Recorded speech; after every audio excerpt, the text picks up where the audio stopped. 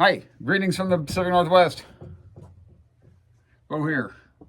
Gonna bring you a little bit of a 2-for-1 action. I got one find. It's not really a find. I purchased it on Discogs. Had a pretty good season December, so I made a little bit extra money. So I purchased a record that I personally find to be a Grail. It's a little on the expensive side for what it is, but that's just the way this record's always been priced that way.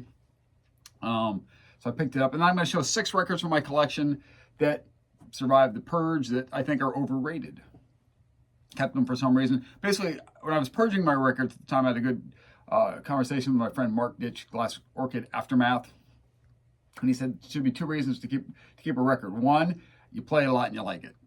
2, you're not exactly sure if it's something that's you really, really, really love, but it would be hard to replace. So if you couldn't readily or easily, cheaply find a replacement copy, if you regretted getting rid of it, you should probably keep it. That's probably why they stayed. So let's start with the Grail. I did get this on Discogs. This is Barbara Lewis, and it's Baby I'm Yours. It's a mono copy, a beautiful plum Atlantic label. It's got, of course, the 2 big hits, Baby I'm Yours and Hello Stranger. Hello Stranger is one of my all-time favorite songs. I find it very haunting. I've always loved that song. My mom had it on a comp. This used to play way back in the 1970s when we'd be doing chores around the house. She'd put that on. I really like listening to that. And Samantha Fish, who I really enjoy, does a really great cover of this song. But there it is. That's the Grail I picked up.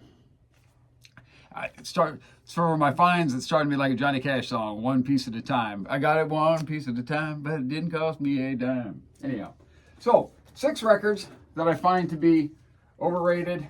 We're going to start with this one. This is SF Sorrow by The Pretty Things, and it's on that Rare Earth label. And it's got that cool, it does have that cool die cut that they were doing from that era. I used to have the Love Sculpture too on the same label. That's one of the ones that I did purge. I kept this. I find this record, at least its reputation, to be highly overrated. I actually prefer, like I do with the Rolling Stones, because to me, The Pretty Things sound a lot like the Stones. I like their earlier stuff when it's more kind of a soul, R&B, blues kind of a feel. This is, them trying to make a concept album. It's the story of this guy, SF Sorrow, his life.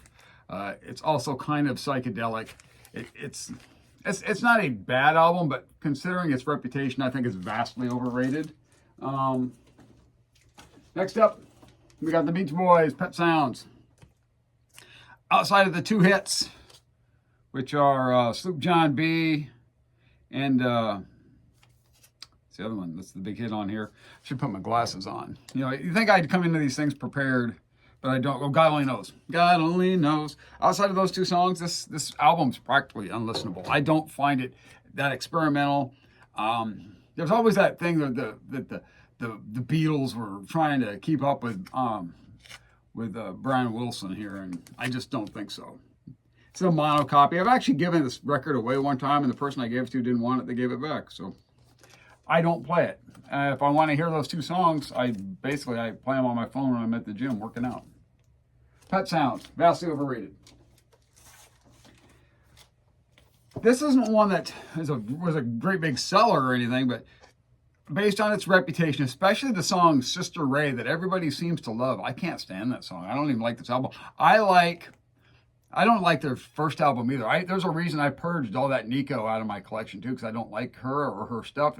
She doesn't have a big influence on that first record. The first record, Sunday Morning and a couple other songs on there are okay, but for the most part, bleh. And this album, I feel the same way about. I really like the last 2 albums, the self-titled and Loaded, where they're actually trying to be more of a pop band. Those albums I like. This one, no. And Sister Ray is not a cool track. I know some of you guys are going to roast me for this, but this is just my opinion. If you like something, like it. I just don't like these. This is another one. Joni Mitchell's Blue. First of all, her voice I find it annoying. This is really annoying. Like Buffy St. Marie annoying. Neither one of those voices appeal to me. I think her songs are too wordy. This is one that doesn't do anything for me. Blue, but I kept it because I got it cheap, and it'd be hard to replace. So I still have it in my collection.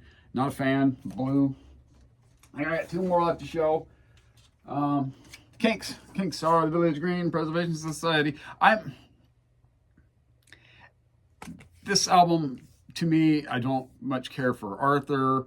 I think when they do the album that's got Lola on it, that's I like that. I like the early stuff, you know. But the early albums are basically like what the Yardbirds did. It's just a bunch of superfluous stuff around the hit.